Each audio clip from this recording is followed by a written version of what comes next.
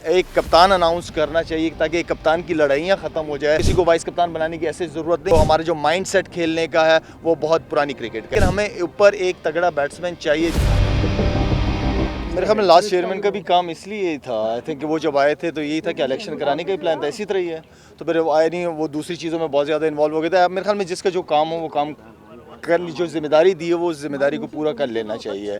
और बाकी जो न्यूजीलैंड के हवाले से बात की आपने, ऑस्ट्रेलिया टूर के हवाले से, मेरे ख्याल में हमने अपॉर्चुनिटीज़ मिस की है। मैं समझता हूँ कि हम टेस्ट मैचेस जीतने चाहिए था, हमें T20 जीतना चाहिए थी, जितने अच्छे फॉर्मेट, जितने इंडिविजुअल परफॉर्मेंसेस चल रही थी लड़कों की, लेकिन एज अ टीम यूनिट अभी तक वो चीज़ नज़र नहीं आ रही। आई नो के वर्ल्ड कप एंड देन फिर जो मैनेजमेंट की तरफ से बात आई है कि अभी एक्सपेरिमेंट्स कर रहे हैं, ठीक है आप करते रहें, आप जो भी करना है, लेकिन जल्दी बंद करें चीज़ों को, क्योंकि सर के ऊपर वर्ल्ड कप है, बड़ा वर्ल्ड कप है।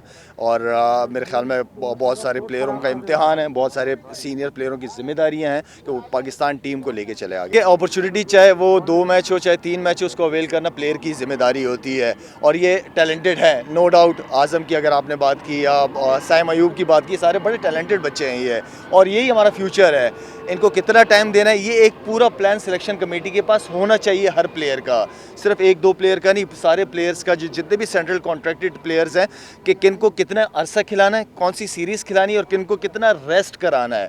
हम प्लेयरों को कंटिन्यू, चाहे मैं हारिस रऊफ़ की बात करूं या शाहीन की बात करूं या दूसरे तीसरे बाबर की बात करूं, रिजवान की बात करूं, ये ना हो हमारे पास कि हम इनको रेस्ट दे दें तो हमारे पास पीछे प्लेयर ना, और हम ये रोएं कि यार हमारे पास शाहीन नहीं था, नसीम शाह को जैसे अभी लोग याद करते हैं कि वो वर्ल्ड कप में नहीं था या अभी सीरीज़ में नहीं था। जब तक आप अपनी बेंच को स्ट्रॉन्ग नहीं करेंगे, आप इसी तरह स्ट्रगल करेंगे। अपनी बेंच को इतना स्ट्रॉन्ग करें कि कल को बाबर ना हो, शाहीन ना हो, रिजवान ना हो, तो उसकी जगह बैठा हुआ पीछे प्लेयर उतना ही तगड़ा हो। हमने सिर्फ इंडिया को ही समझ लिया कि वर्ल्ड कप है।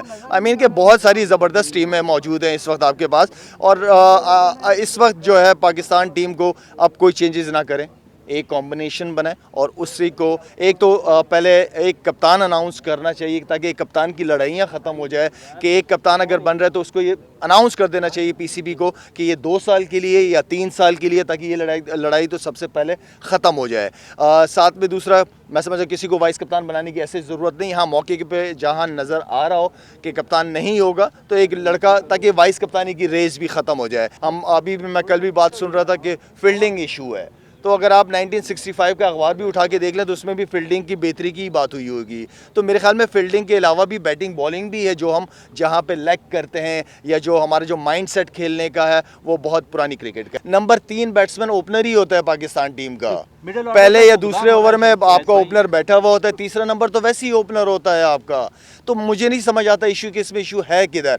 लेकिन हमें ऊपर एक नंबर, जैसे बाबर ऐसा प्लेयर है कि जो नंबर ओपन भी खेल सकता है, नंबर 3 भी खेल सकता है। रिजवान को अगर नीचे इशू है, ठीक है, रिजवान ऊपर ठीक है, लेकिन हमें ऊपर एक तगड़ा बैट्समैन चाहिए, जैसे फ़खर किस्म का बैट्समैन हो, या साइम अयूब, अल्लाह करे वो फॉर्म में हो दोबारा, काफ़ी टैलेंट नज़र आता है। तो इस तरह का एक प्लेयर हमें ऊपर। हफीज़ ने बड़ी क्रिकेट खेली है पाकिस्तान के लिए, ठीक है, उसकी बड़ी परफॉर्मेंसेज रही हैं।